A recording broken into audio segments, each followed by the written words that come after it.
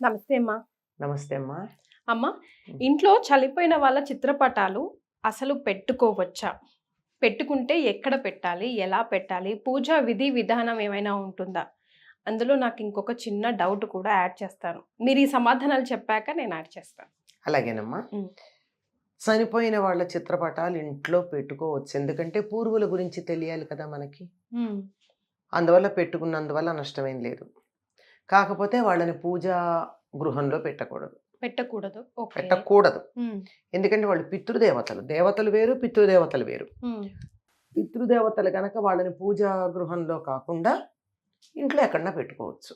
వీలైతే దక్షిణం వైపు పెడతారు. అది దక్షిణం వైపు అనగానే దక్షిణ మొహం చూడాలా, దక్షిణం వైపు హ్యాంగ్ చేస్తూ పెట్టాలా? అదొక దక్షిణపు గోడకి పెట్టాలి. ఎందుకంటే వాళ్ళు ఉండేది అక్కడ. మనం ఇక్కడి నుంచి దక్షిణం చూడటల్లా, వాళ్ళు ఆల్రెడీ అక్కడ ఉన్నారు దక్షిణపు దిక్కున. అందువల్ల అక్కడ పెడితే దక్షిణం వైపు ఉంటే వాళ్ళది సరైనటువంటి స్థానంగా ఉంటుంది. వాళ్ళకి పూజాధికాలు నిత్యం ఎందుకు చేస్తారమ్మా? చేయమని ఎక్కడన్నా ఉందా? ఎక్కడ లేదు. లేదు కదా. అంచేత వాళ్ళకి నిత్యం పూజాధికాలు చేయక్కర్లా. గౌరవం ఉందనుకోండి, అందంగా ఉంటుందని ఒక దండ వేయండి, తప్పేం లేదు. ఓ పువ్వు వాళ్ళ దగ్గర పెట్టండి, అది పూజ కాదు, అలంకారం. అలంకారంగా అంతే తప్ప వాళ్ళకి నిత్యం పూజాధికారి ఏమీ నిర్వర్తించాల్సిన పని లేదు, అవసరం లేదు. అయితే వాళ్ళని మనం పూజించే పద్ధతి వేరే ఉంది. దేవుడికి దండలేసి షోడశోపచార పూజ చేస్తాం గాని పితృదేవతల్ని పూజించే పద్ధతి అది కాదే. శ్రాద్ధ కర్మలు ఉన్నాయి కదా, శ్రాద్ధ కర్మల్లో వాళ్ళకి చేయాల్సిన పనులు ఏం చేస్తారో ఆ విధంగా అది కూడా వారు చనిపోయినటువంటి తిథి రోజున చేస్తారు. లేదు, ఇంకా కొన్ని సందర్భాల్లో చేసే ఉన్నాయి. మహాలయ అమావాస్య ఉంది, ఆనాడు వాళ్ళకి తర్పణాలు ఇస్తారు. అంటే కొంతమంది శాస్త్రోక్తంగా చేయాలనుకుంటే పురోహితుడిని పిలిచి తద్దినం పెట్టించినంత స్థాయిలో చేస్తారు. మామూలు నేను తద్దినం పెడతాను, ఎంతమంది తల్లి తండ్రి ఎవరో ఇద్దరు ముగ్గురు కూడా పెట్టే అవసరాలు వస్తాయి కదా కొన్ని సందర్భాల్లో, వాళ్ళందరికీ సంవత్సరం అంతా నేను పెడుతూ ఉంటాను అనుకునేటటువంటి వాళ్ళు మహాలయ అమావాస్య నాడు ప్రత్యేకంగా పెట్టక్కర్లా. ఎవ్వరికి పెట్టనటువంటి వాళ్ళు మహాలయ అమావాస్య నాడు పెడతారు నేను. అయితే ఆ రోజు తప్పనిసరిగా అమావాస్య అనేది పితృతిథి కనుక, పితృదేవతలకు సంబంధించింది కనుక ఆనాడు వాళ్ళకి తర్పణాలు ఇవ్వడం, వీలైతే నువ్వులు వదిలిపెట్టడం ఇలాంటివి చేస్తారు. అది కూడా మధ్యాహ్న సమయంలో చేస్తారు. అంతే తప్ప వాళ్ళకి మనం దేవతలకి చేసినట్టుగా పూజాధికాలు చేయం.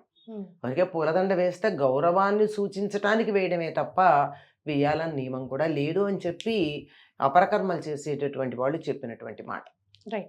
అయితే ఇక్కడ కాంట్రవర్సీ ఎందుకు వచ్చింది అని అంటే, ఇప్పుడు ఆడపిల్లలకి గోత్రనామాలు చేంజ్ అవుతాయి. మరి వాళ్ళ తల్లిదండ్రులు ఒకవేళ కాలం చేస్తే కనుక వాళ్ళ చిత్రపటాలు తెచ్చుకొని ఈ ఆడపిల్ల ఇంట్లో పెట్టుకోవచ్చా? పెట్టుకొని పూజలు అవి చేసుకోవచ్చా? పూజలు అంటే ఇలా తర్పణాలు ఇవి చేయడం. తర్పణాలు ఆడపిల్లలు ఇవ్వడం మన సంప్రదాయంలో లేదు. శాస్త్రం కాదనలా, సంప్రదాయం వేరు శాస్త్రం వేరు. అంచేత సంప్రదాయంలో లేదు గనక ఇవ్వరు. లేదు, కొడుకులు లేరు అనుకో, అప్పుడు ఈ అమ్మాయి ఇవ్వాల్సి ఉంటుంది. లేదు, ప్రతిమావాస్యకి ప్రతి సందర్భానికి బ్రాహ్మణుడిని పిలిచి ఎక్కడ చేస్తాం అనుకున్నప్పుడు తద్దినాలు పెట్టేటప్పుడు ఎట్లాగో ఎవరితోన్న కర్తవ్యం ఎవరి మీద వేస్తే వాడు చేస్తారు. దౌహిత్రుడు ఉంటే ఈ అమ్మాయికి కొడుకున్నాడు అనుకోండి, కొడుకు మీద కర్తవ్యం వేస్తే ఆ కొడుకు చేస్తాడు. ఆ పిల్లవాడు చిన్నవాడు కానీ విదేశాల్లో ఉండి చదువుకునేవాడు కానీ అయినట్టయితే అతడి పేరు మీద ఇంకోళ్ళు చేస్తారు. ఇట్లా ఉంటుంది. కానీ నిత్యం దీపాలు పెట్టుకోవడాలు, నైవేద్యాలు పెట్టడాలు ఉండవు. పితృదేవత ఫోటోలకి ఇంట్లో ఫోటో పెట్టుకోవచ్చు, ఎందుకు పెట్టుకోకూడదమ్మా? కన్న తండ్రి ఫోటో పెట్టుకోవడానికి అభ్యంతరం ఏమిటి? అభ్యంతరం ఏముంది? ఎవరు చెప్తారు నీ కన్న తండ్రి ఫోటో నువ్వు ఇంట్లో పెట్టుకోకూడదని?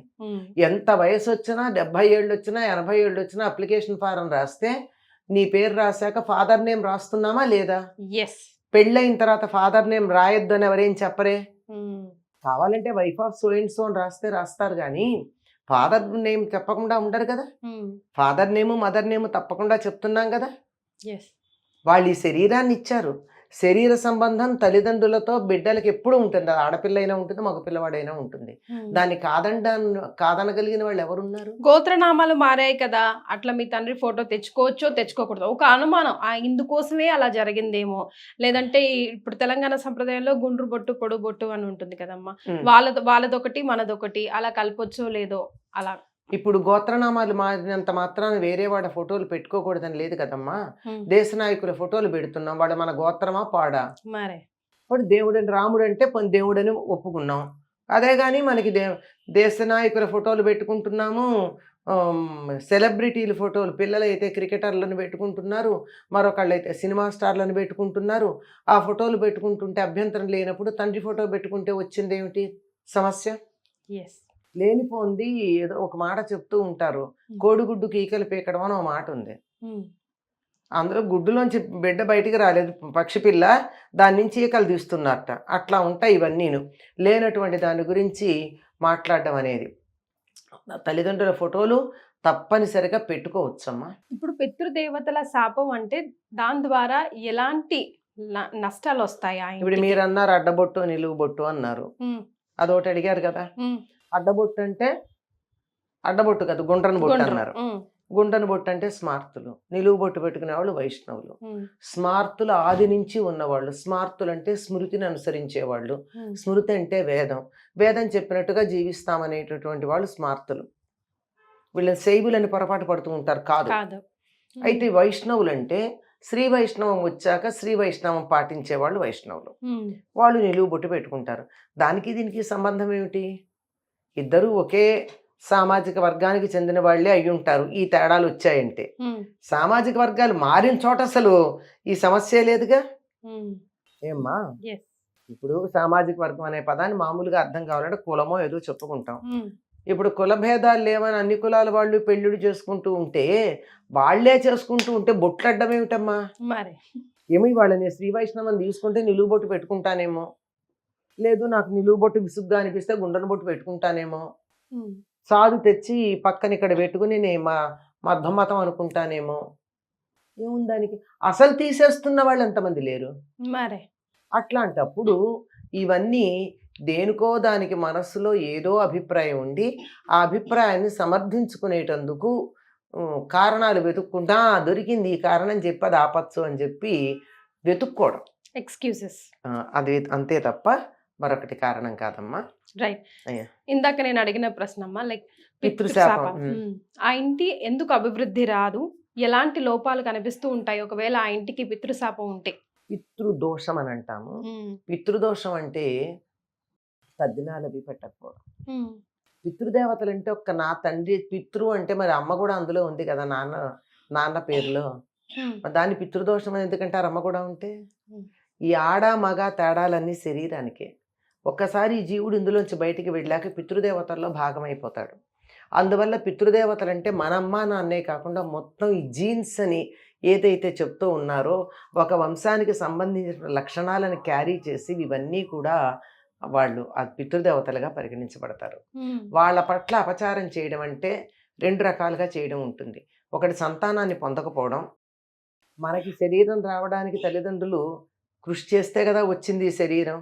మరి నేను ఈ శరీరం పొందిన తర్వాత నేను వాళ్ళకి చేయగలిగినటువంటి ప్రత్యుపకారం ఏమిటంటే నేను కూడా మరో శరీరం కలగడానికి కారణమయ్యి, అంటే సంతానాన్ని పొందడం, బతికుండగా తల్లిదండ్రుల్ని చూసుకోవడం, వాళ్ళు శరీరం వదిలేక వారికి అపరకర్మలు చేయడం.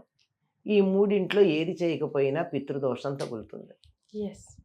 దానివల్ల ఫలితం ఏమిటంటే సంతానం ఉండదు. మెయిన్గా సంతానం మీద ఎఫెక్ట్ పడుతుంది. సంతానం ఉండదు. ఒకవేళ పొరపాటున అప్పటికే ఉంటే వాడు సభ్యంగా ఉండరు. Right. Thank you so much అమ్మా. నమస్తే.